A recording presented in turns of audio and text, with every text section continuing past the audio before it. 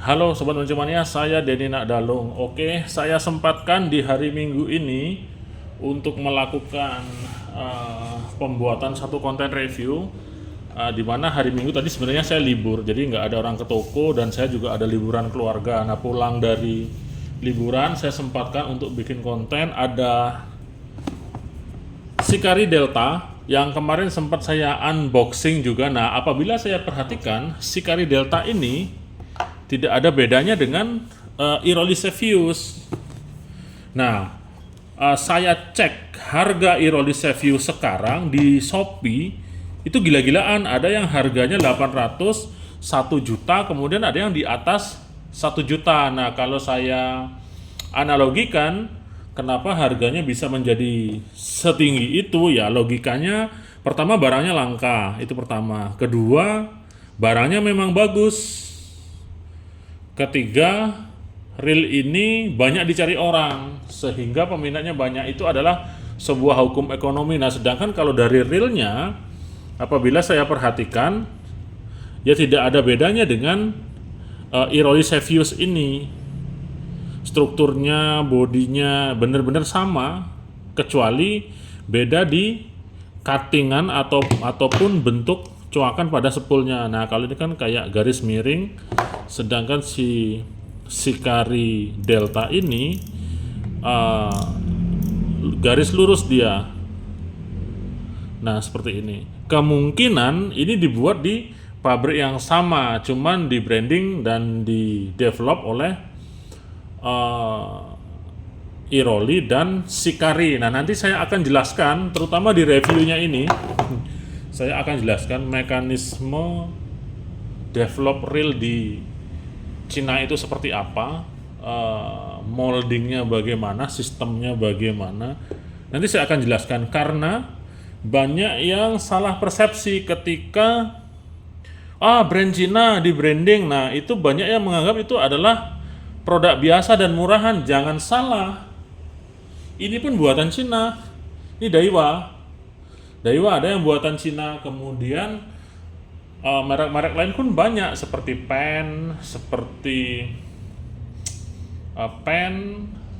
kemudian Daiwa, kemudian apalagi yang Cina, banyak kok, banyak brand-brand yang memang dibuat di Cina. Nah, di sana ada pembedanya, ada yang manufacturing, jadi dia memang khusus buat molding, seperti pen dibikin di Cina. Nah, dia molding khusus, jadi bukan berarti barang tersebut tidak dibuat di Cina. Orang kiranya pen dibuat di Amerika. Nah, kayak itu. Besok saya jelaskan deh kenapa dia bisa menjadi beda, kemudian kenapa dia bisa menjadi sama. Nah, kalau ini kan beda nih.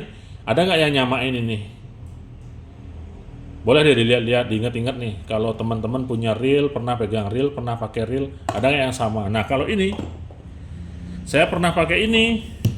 Saya kira ini memang develop owner dari pure Sikari, dari Iroly. Ternyata Sikari muncul dia.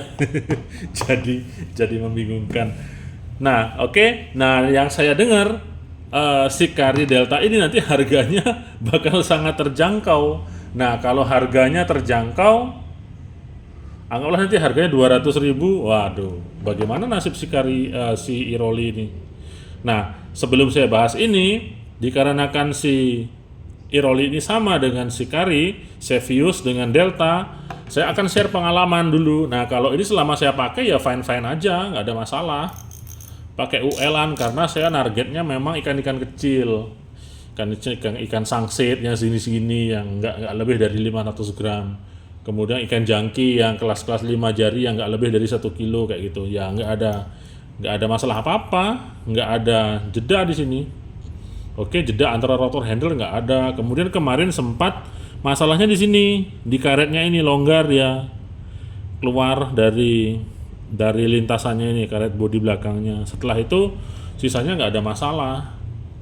Meskipun saya banyak dengar banyak permasalahan, entah di gearnya, entah di apa itu, saya hanya mendengarnya tanpa ada bukti otentik seperti video lah, seperti foto lah. Nah, seperti itu. Jadi saya kurang data, sedangkan saya hanya berupa informasi yang saya dapat dari WhatsApp saja kayak gitu. Oke, ini saya kesampingkan dulu. Saya akan buka yang ini, Hikari Delta. Bedanya dengan Xevious tadi itu deep spool, nah ini shallow ya, shallow spool. Kemudian di sini sudah nggak ada apa-apa, kosong dia, kosong. Nah ini speknya, banyak ini speknya, silahkan dibaca. Saya kasih waktu 5 detik untuk baca. 1, 2, 3, 4, 5 udah. Oke lah, biarkan speknya seperti itu. Kita akan cek dulu. Dia cukup ringan untuk sekelas reel UL. Oke, saya siapkan timbangan. Berapa ini? Teng 155 gram. Oke, berat pun saya rasa tidak perlu kita ributkan. Biasa pegang reel 6.000, 8.000, kasih reel 1.000 ngaku berat. Gak usah mancing. Oke, jadi saya tidak akan mempeributkan masalah berat, karena bagi saya berat reel itu relatif. Kalau saya mau oke-oke aja. Kalau mungkin teman-teman mungkin ngerasanya beda, ya itu silahkan sih, hak prerogatif masing-masing. Oke. Saya akan buka saja secara cepat karena isi tali dulu ya. Kita cek isi tali dulu. Oke, saya akan siapkan tali. Saya pakai DND romer karena ini selo, saya sih 100 saja. 100 meter itu kayaknya sangsit nggak mungkin ngelariin dragnya sampai 100 meter panjangnya. Oke, sekarang saya siapkan untuk penggulungan tali dulu. Oke, saya akan gulung dulu ya.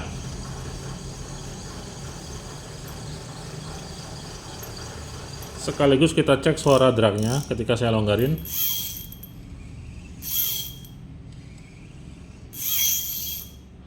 Kedengaran nggak? Lumayan sih. Oke, lumayan nyaring. Kita gulung talinya.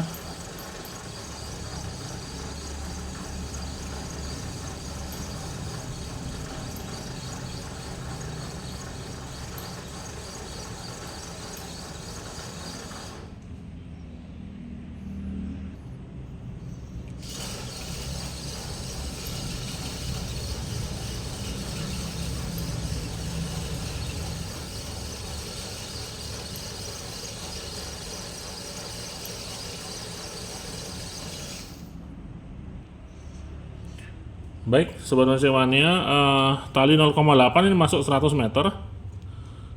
Mungkin kalau pakai 06 atau 04, kayaknya 04 dia masuk 200 ini. Saya nggak ada tali 04. Nah, seperti ini. Rata sempurna, tidak ada masalah ya. Rata sempurna dia. Kayak gini, talinya, nah bisa dilihat rata sempurna. Kemudian ini tipikal drag yang lembut. Dalam artian lembut itu seperti ini. Perubahan ketika perputaran knob dengan torsi atau tensi kekuatan dragnya, dia tidak terlalu signifikan berbeda. Oke, ini masih ringan, tetap ringan ya kan. Dia sesuai deh ya. Kadang-kadang ada reel-reel UL yang dia ketika kita kencangkan 2 kali saja, itu dragnya udah drag besar, drag mati. Nah kalau kita main UL kan kita pakai yang settingkan drag kecil, karena ikannya kecil-kecil, jadi sengaja kita kecilin dragnya supaya terdengar suara klikernya kayak gitu. Nah kalau ini tipikalnya lembut dia dragnya. Nah jadi untuk cari mati dragnya itu di putaran tension knob yang agak jauh, tapi meskipun di akhir tension akhir dia dragnya besar juga, ini besar ini. Nah besar dia untuk sekelas UL mah dapat 2 kilo, ini masih berani nih dengan drag seperti ini.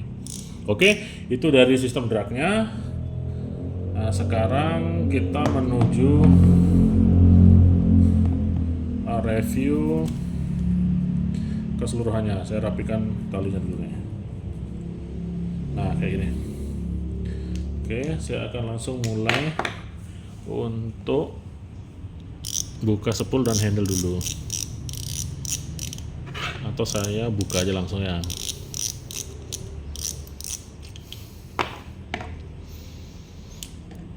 Nah dia pakai pin di sini.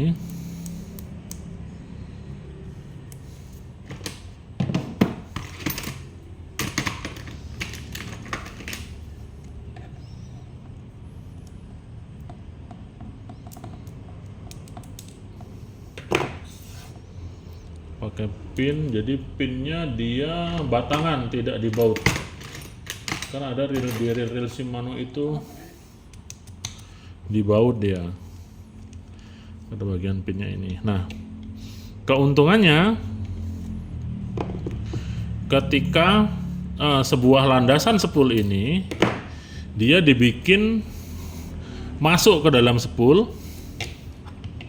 Nah, dibikin masuk ke dalam spool seperti ini akan menghindarkan spool dari kocak atau goyangan. Kayak gini, kelihatan ya.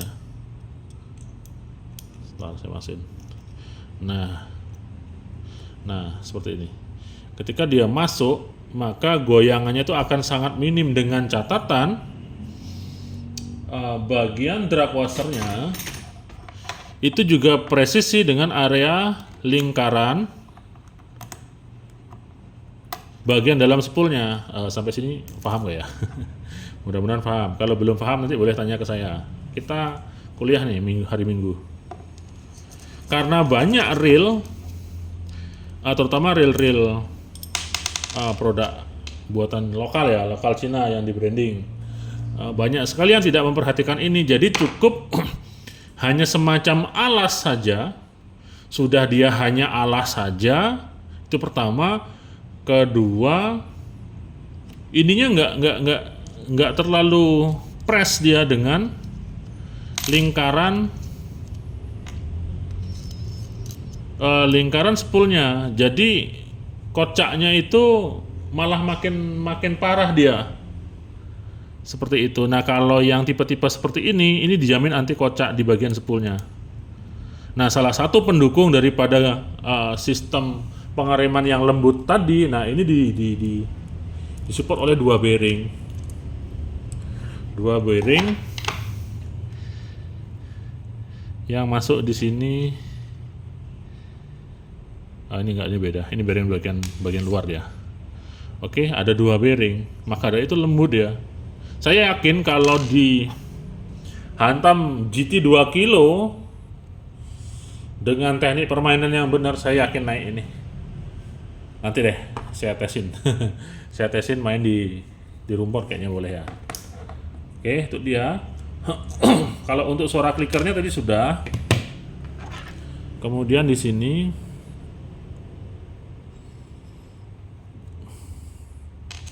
knobnya ini bisa diganti-ganti ya. Makanya yang saya use itu tak ganti, karena kalau casting pakai yang pentolnya agak gede itu lebih nyaman. Kalau kemarin iseng saya coba-coba casting pakai yang aero, itu pakai stick kecil tuh nggak nyaman saya. Kurang nyaman. Padahal saya dapatnya cuma ikan sangsit. Kalau dapat ikan yang agak gede itu lebih tidak nyaman lagi biasanya. Coba nanti saya akan tanyakan ke engineer Daido yang bikin aeronya. Oke, handle oke, spool oke, kemudian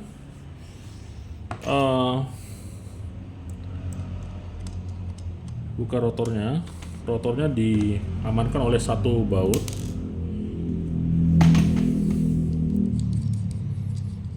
Ada satu baut, kemudian kita buka bautnya. Ini 11 apa 10 nih?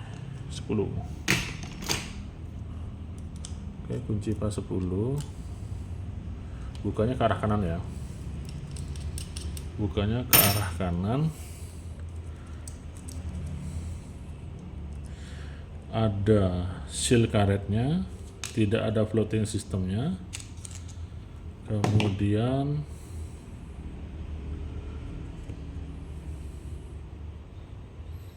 ada semacam ring di sini, cuma ringnya dia mepet dia dengan rotornya. Rotornya lumayan kaku karena dia karbon ini bahannya.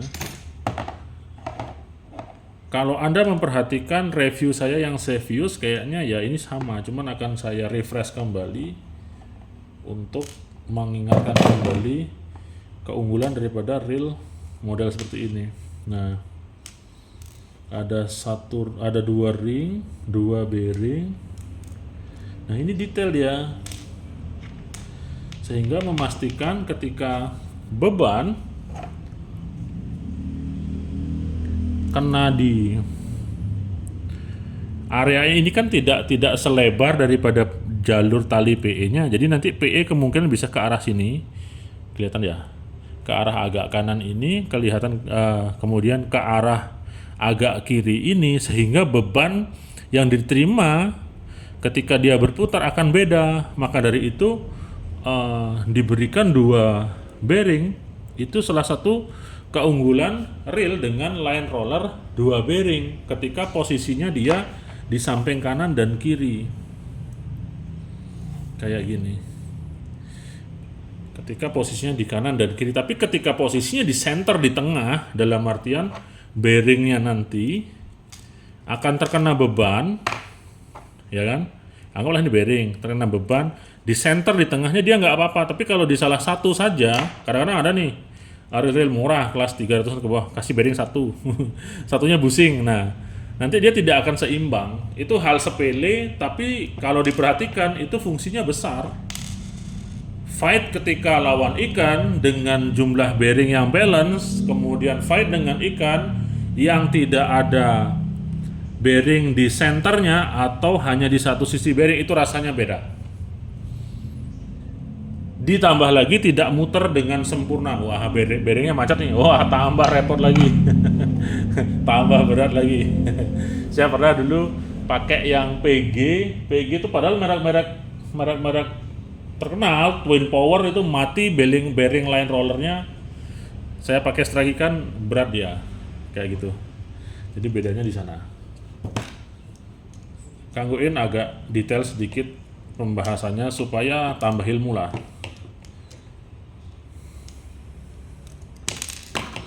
Oke, kemudian support daripada rotornya.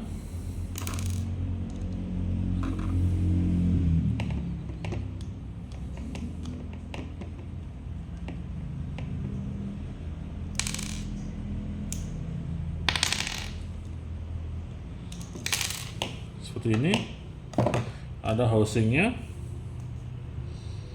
Jadi housing ini dia menguntungkan pergerakan daripada buka tutup bail armnya. Shimano biasanya pakai kayak gini, ada rumahnya. Daiwa LT itu ada rumahnya. Kalau hanya begini saja, biasanya pergerakan ke kanan dan ke kirinya tidak sebagus yang ada ininya. Camkan itu. Kalau mau bicara detailnya seperti itu dia. Oke, rotor oke. Handle, knobnya ini juga sudah ada. Seal karetnya sekalian tak bukain yang ini. Biar seluruhnya ya. Ini bukanya kita dorong. Bisa apa enggak ya? Bisa harusnya. Oke, sabar dulu, tak bukain. Oke, sudah tak buka.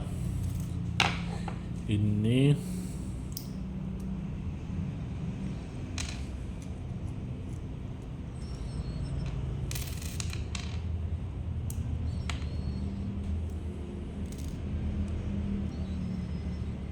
pakai pir,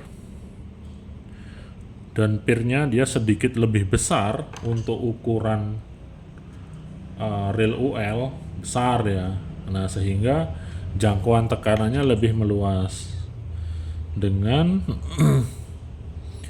baut stainless sih, aluminium, dengan baut aluminium di dalamnya. Oke, masuk sih menurut saya, nggak masalah.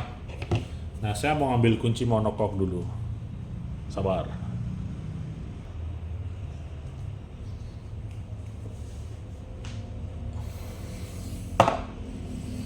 Kalau Sevius, seingat saya dulu ngasih kunci monokok.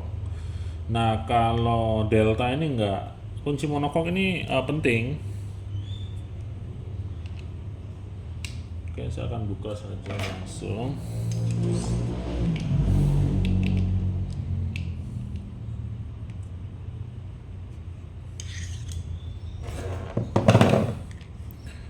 Kayak gini.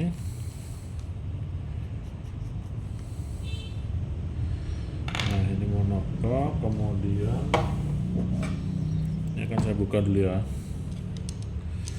Strukturnya bagus loh, tertutup dia, tertutup. Kemudian tadi di bawah rotornya ada semacam pelat penutup. Jadi di sana nanti bisa diterapkan sistem greasing atau perlindungan yang menggunakan grease. Itu banyak diterapkan di reel-reel high end sekalipun, kelas Stradic, Zaragoza itu sistemnya kayak gitu dia. Nah, di sini mana tadi? Nah, ini kan ada plat nih. Plat ini ada plat ya. Plat ini nutup ya. Nah, nutup begini. Nah, kalau di Daiwa Sal 3 kan diganti diisi maksil tuh. Di bagian sini diisi maksil. Nah, pada reel-reel biasa seperti ini bisa digunakan sistem greasing di sini. Nah, sistem greasing itu diterapkan di Stradic, di Zaragoza, di Twin Power, di Stella yang tidak menggunakan maksil itu bisa diterapkan sistem greasing di sini.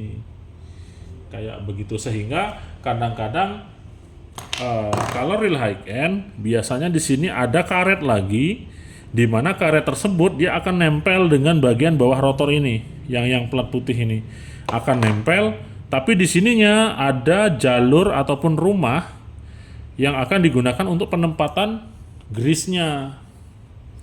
Begono. Oke, semakin paham kan tentang reel? Jadi jangan khawatir kalau reelnya terbuka, pakai aja greasing. Bahkan greasing itu bisa kita terapkan di pinggiran bodi sebagai barrier dia. Seperti itu. Gearnya pakai aluminium alloy atau disebut dural. Dural berapa dibilang 7075 atau saya nggak ngerti. Itu jenis-jenis dural kayaknya. Kemudian support bearing one way searah. Saya dorong dari sini coba. One way searah dan tipe one way nya pun bagus. Seperti ini. Kayak tipe one way pen gitu dia. Selanjutnya saya akan buka kunci di sebelahnya.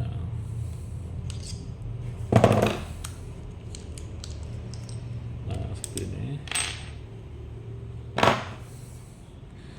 Kita keluarkan bearingnya. Oke, bearing, kemudian ada baut dari depan. Nah, agak repot sih sebenarnya monokok itu, cuman kalau yang sudah paham sih gampang-gampang aja. Ada baut dua sisi dia, atas bawah.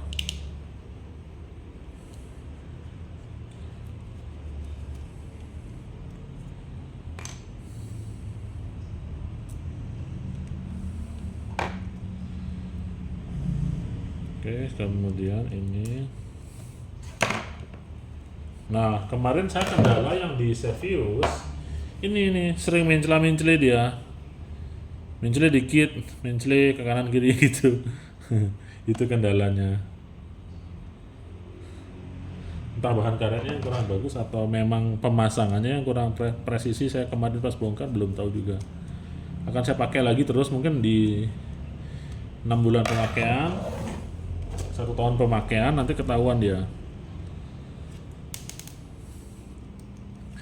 Nah, ini pegangan anunya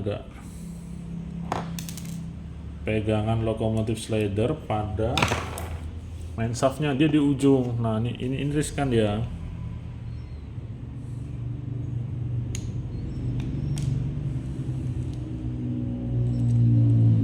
Nah, ini dimuncuk dia. Nah, sedikit sekali. Sedikit. Jadi jangan kasih dia longgar supaya tidak ada masalah nanti di kemudian hari. Sebaiknya ketika baru di Loctite aja, pakai yang lem warna hijau itu loh. hijau atau biru tuh tek gitu supaya nggak longgar-longgar, jadi akan lebih aman. Tapi untuk reel kecil saya rasa nggak masalah sih. Oke, kemudian ininya juga pakai aluminium, ringan jadinya. Dan oscillating gearnya pakai bahan plastik atau apa namanya, polikarbonat ya kalau nggak salah. Kok polikarbonat sih? Bahan plastik, tapi plastik yang memiliki tingkat kekerasan paling keras kayak gini. Terus ini juga. Jadi dia tetap bisa, meskipun dia tidak akan bisa menerima beban yang terlalu ekstrim ataupun tidak bisa menerima dua gesekan dengan material yang berbeda. Jadi ini beda nih materialnya kan. Ini kan stainless steel nih. Ini stainless steel. Gesekan dia dengan mana tadi oscillating gearnya? Teng kok nggak ketemu dia. Oh, masih di sini, masih nempel ternyata. Nah, ketika dia gesekan, ini kan material yang berbeda. Lama-kelamaan, material yang lebih lemah daripada ininya pasti akan kalah. Itu pertama. Kedua, apabila terjadi permasalahan, contoh ini macet, salah satunya macet dan dipaksa, yang ini pasti kalah. Ini terjadi di Tatula, kemudian di Luvias, di Axis Axis atau apa ya? Lupa ingat saya.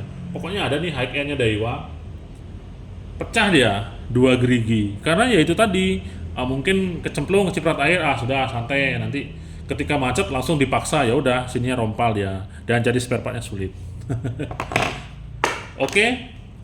Jadi kesimpulannya, apabila Irolysevius menjadi mahal,